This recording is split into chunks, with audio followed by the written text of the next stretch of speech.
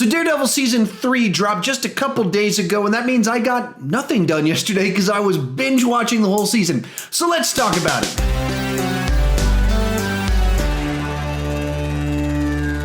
So after a long break, we finally get a third season of Daredevil. To put how long this break was in perspective, they launched 4 different spin-off shows since Daredevil Season 2.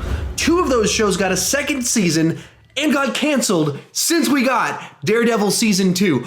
Also, Daredevil Season 2 dropped before I started Sean Chandler Talks About. So this has been a nice long break. So I have been anticipating, looking forward to this season for a very, very long time. Most of that simply being because I absolutely loved the first 2 seasons of Daredevil. So did it live up to my anticipation? Is it as good as seasons 1 and 2? Because as of recently, some of the Marvel Netflix seasons kind of disappointed me. So how's this one? Well, you have to wait just a couple seconds to find that out, but I'd love it if you share your thoughts down below in the comment section. Did you love it? Did you hate it? Does it live up to the other seasons?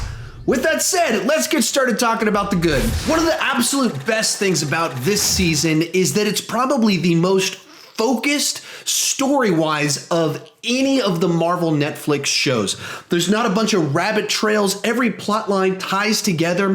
When they introduce some sort of theme at the beginning of the season, it has a payoff in the last episode. If they tell you details about characters early on, they matter later on in the season as they kind of point your attention to certain things and certain characters as they're kind of doing the setup episodes of the season. All of it matters. It's very focused, and that's kind of been one of the big problems with the previous seasons is that they're unfocused. They start strong and then they kind of meander in the middle. Or for example, Daredevil Season 2, which I absolutely love, it starts off with this great, really strong arc about the Punisher. And then the Punisher gets arrested, and then it kind of meanders a little bit as Elektra kind of shows up and we start battling the Hand. And it's kind of unclear exactly how everything ties together, and it kind of comes back together by the end of it. That's all gone. This is very, like, as you're watching it, you're intrigued. Everything makes sense as you're progressing through this story in a way that the fact that they had several years to write it and map it out, I think that shows very much on screen. There's not filler episodes. All of it matters. It all ties together. It flows. It builds tension as you're going along. You're like, how are they going to get out of this mess? And it's binge-worthy television that you just want to keep clicking and watching through it. It wasn't homework for me. It was like, no, I can't stop watching this. I have to know how they're going to stop the Kingpin. Another great thing about this season is very much like the previous seasons of Daredevil is that it touches on a lot of genres in a way that mesh really well. Much better than you'd think from just a description of it. Because on the surface level, obviously it's a show about Daredevil, so you got the superhero action going on. It's also very much kind of this crime world drama about the Kingpin building this empire and how that ties in to the government and people being bought out. And so there's corruption, crime thriller aspects. And then, of course, they are also lawyers, so there's this courtroom aspect to it. And then it's also very much just kind of a drama. And you're digging deep into these characters, learning about them on a very deep emotional level, and all the elements fit together nicely. You're like, this makes sense with the characters that they've created, the type of villain that they're facing. This works, bringing all these different elements. And so even when it's not Daredevil punching people in the face, it's still intriguing because Wilson Fisk has such this complicated story, and you're following along as the FBI and police are trying to stop him. And you don't have to have Daredevil trying to punch him in the face for it to be exciting and interesting and intriguing because it's so well crafted. And as I alluded to just a moment ago, this season really digs into the characters. That's what, all these Marvel Netflix shows are very character-based in the way they handle things, and that's once again true here. There's even an episode dedicated to Karen, and we get her backstory, and we learn a lot about her and realize just how dark of a character she really is. which is an interesting, fascinating dynamic to it when you realize she's one of the darkest characters on this show. You also get a bunch of time with Foggy, and Foggy gets to be the hero in a lot of ways, and not in this sort of version where everyone has to be a superhero, which is one of my frustrations, like with the CW DC universe, is that their interpretation of being a hero means everyone joins the superhero team, everyone gets superpowers, everyone's punching people in the face. No, Foggy is still the same person he was in season 1, episode 1. He is a lawyer that believes in the law, and that ties into the plot line, like not just the plot line of how are we going to stop Fisk, but it ties into like the character arcs and the things that matter of the other characters, that his belief in the law actually matters. Him trying to be a hero through the systems that are already in place is this stabilizing factor throughout the season that redeems the other characters in certain ways. Along those same lines, this season picks up after the events of obviously Daredevil season 2, but in a lot of ways, more importantly, it follows up The Defenders, which at the end of The Defenders, if you haven't seen it, mute it, but it's assumed that Matt Murdock is dead. A building blows up on top of him, and so it's assumed he's dead. And so this picks up several months after that, where all of his friends have thought that he's been dead for a while. And he's a very broken person because of everything that's happened in Daredevil season 1 and 2 and The Defenders. And the character at his core is deeply religious and faith-based, which that affects the way he fights crime, what he believes about people. And it really matters. It's not just kind of like this token thing we know about him. It shapes his worldview and how he does things. And this season basically starts off with him having this crisis of faith of, do I believe any of this anymore? And what do I make of all this? And that theme is explored throughout the season. The actions of Foggy, the actions of Karen matter, and they shape him as he's somewhat trying to be repaired and fixed as this very broken character at the beginning, physically and mentally and spiritually broken person at the end of the season. And it explores it. It goes through this journey, and it's, bringing up actual Bible verses and on a theological, philosophical, relational, personal level, all of those different levels, exploring themes throughout the season. And that's real storytelling, which is you have a character that wants something, they go through trials and journeys, they're transformed through the process, and then they come to some resolution in regards to that conflict and that thing that they wanted. And that's what happens here. You have transformation for each of these characters that are true to who they are. The actions, the journey they go on shapes them into who they become by the end of the season. I don't want to get into any specific spoilers, but like there's some lines from Foggy in the last episode talking about Matt and his worldview, how he functions. And it's actually like this deep understanding of the characters that makes sense in those contexts and the actions that everyone's taking and why everyone is trying to do what they're trying to do, while making a statement at the same time. From there, let's move on to Kingpin. And once again, Vincent D'Onofrio just knocks it out of the park as this very creepy, vulnerable, fragile, strong, dominant character that's just so many like nuanced, fascinating character that is just the actual mastermind that's always several steps ahead and is so controlled in certain moments, but is so out of control in other ways. Once again, just knocks it out of the park. A lot of people, because technically this is associated with the MCU, people want me to add him into my rankings of the MCU villains. And I don't want to mix movie and TV ones, but I mean, certainly there's a case that he's the greatest villain inside of this MCU universe, both from the acting, the performance, the development, the nuance, all of it. Such a wonderfully crafted character. And it's a superhero show, so we got to talk about the action. And once again, this show has the best action on anywhere on television. The fight choreography is phenomenal, of course.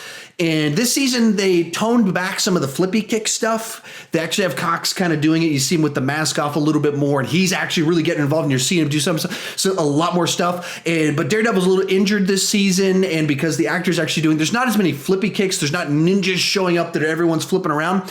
And so it's more ground level, but still brilliant choreography. So it's got great choreography. and then it's shot with wide angles where you can see what's happening. It's not chopped up. It's wide angles of good choreography so you can follow, see what's happening, feel it when someone gets punched. But like it's handled the way that actual fans of action like action to be shot, which is to say where you can see what's going on. Well choreographed, shot in a way that you can see what's going on. And the third thing about the action that's amazing is we get, of course, another one of these long tracking shots. Both season 1, episode 2 ended the episode with this long tracking shot, and everyone's like, wow, I can't believe they did that. And so second season, they topped it. They took it to this whole other level in a staircase with the lights flashing and everything. And this one, it doesn't try to just like outdo it and get crazier, but the actual scope of what they do, the sequence is, I think, 11 minutes long. And as I was watching the episode, Matt walks into a hallway, and as soon as he got in there, based on the context of everything that happened, I went, oh, they're doing it again. We're about to get another one of those awesome sequences. And of course we did. And with the way this one plays out, I don't think this is a spoiler to say this, but like he doesn't have the costume on. You can see this is our lead actor doing this long sequence where he's fighting people. And it's not just fighting people. It's like he fights a bunch of guys and then he walks into a cell and has to act. And he's out of breath. And he's like, and then like a fire breaks out behind him. And then he fights more people, does more acting. And it's 11 minutes long. Now there's a couple places where I could see where they did some cuts, but doesn't matter to me. It's essentially an 11-minute long sequence of these long takes, very fine-tuned, cut together at a couple points. And it's just phenomenal what they're able to do on the show. I mean, they're putting to shame most Hollywood movies. There's very few Hollywood movies that are pulling off what this Netflix TV show has been able to do. Be sure to tell me your thoughts down below in the comment section. Did you love it? Did you hate it? Did it live up to your expectations the way it lived up to mine? I'd love to hear your thoughts on it. Also, after this video, be sure to check out this playlist up here of my best and most up-to-date Marvel Netflix rankings. But be careful, I'm actually going to be updating a bunch of these this week, so this playlist is actually going to change a good bit over the next week. But if you want some more of my thoughts on stuff today, check out that playlist right after this video. From there, let's move on to the mixed aspects of it. The big thing that comes to mind here is the Poindexter character. Essentially, it's the prototype for Bullseye. The character is Bullseye, but he's not quite Bullseye yet in the show. He's played by Wilson Bethel, who was on a show called Heart of Dixie that my wife watched. So I was actually pretty excited when he was cast, because I always love it when people that are these actors that I know from other things kind of get a break in a show that I really like. But the way they characterized him made it a little bit difficult for me to kind of engage with him, to care about him too much, at least in the first half of the season. Because once it got going into the plot line and what Wilson Fisk's trying to do and how the character fits into the story, it got pretty cool. And there's some really cool stuff in the second half of the season. But in the first half, when they're kind of doing setup and doing some arcs and trying to transform the character and take him on a little bit of a journey, I didn't really like him that much. I wasn't digging it too much. They kind of go in this direction with mental health that makes the character very distant and not relatable, not a person that you connect with really. And so that was frustrating. I was hoping that he'd be a little bit more, charismatic, fun, likable, something like that. And that's not what they do with the character at all. Then we move into the second half of the season and where they kind of go with the way that he's a rival to Daredevil. Very cool stuff in there, and a nice way to balance out their skill sets and powers in a way that makes sense, where Daredevil's better at one thing and Bullseye, Poindexter's better at something else. And then it builds towards, through once again the story structure, arcs, all the pieces in place, to where the final episode, what they do with the character, I thought was awesome. But like I said, at the first part, when it's just Poindexter as a person in his apartment or doing his day job at the beginning of the season, I wasn't digging it too much. From there, let's move on to the negative. As I go into these, to be clear, I'm bringing them up because they're things I observed. There were things I didn't love about it, but this is a season that I loved. So I'm just trying to talk thoroughly about things. It's not like these are big negatives that knock this show down for me. First one that comes to mind is it takes a little while to get going. The season starts off and they do a lot of setup, a lot of different characters kind of move the pieces up to build the tension. And so it can feel a little bit like it starts a little bit slow. It's very character based, exploring a lot of things. And so I wasn't I didn't hate that, but I was like, okay, I would have liked a little bit more action in the beginning of the season. Another thing that kind of goes on is that because of the nature of where things kick off with Matt being presumed dead, the characters are kind of broken up. Our lead characters are broken up in different places. So some of the dynamic that made the first 2 seasons work and interesting is watching these characters interact with one another. So combined, my first issue that it starts a little bit slow, there's not as much action, and also you take away or take these characters that we like and put them in a bunch of different places. That's kind of why it feels like it starts a little bit slow, because you don't have those immediate dynamics that we had before, and you have a Matt Murdock that has to get healthy to begin with. And on that same note, Matt is so broken, not just physically, but emotionally, spiritually, as I mentioned before, that he's not very likable for most of this season. And likewise, we learned some things about Karen and some stuff going on with her that makes her not very likable. And one of my issues with a number of the seasons of Marvel Netflix is that they make their lead characters so broken that they stop being characters that we can root for because they just become such big jerks. This one teeters on that a little bit at the first half of this season. There's parts where Matt says things and does things where you're like, I mean, I'm enjoying this show, but I do not like the lead character in this show right now. He is in a dark place, and I do not enjoy what he's doing. And one more thing I wasn't crazy about with the season is that it does a lot of stuff where you'll have Matt Murdock be kind of the focus of an episode, and then it'll have Kingpin appearing to him in little hallucinations, kind of being the voice, the dialogue in his head to kind of explore what he's thinking. And it might be Matt Murdock, it might be some other person that just kind of appears to him in these little thought bubble type of things to try and explore his thoughts. And I don't love that kind of thing. That's not my favorite thing when shows do it for the most part, unless it's just built into the show from the beginning, like the show Dexter. And so for me, I wasn't crazy about that side of the season. But with all that said, like I said, I'm just bringing up the things I wasn't crazy about, but I was crazy about this season of Daredevil as I've been crazy about the previous seasons.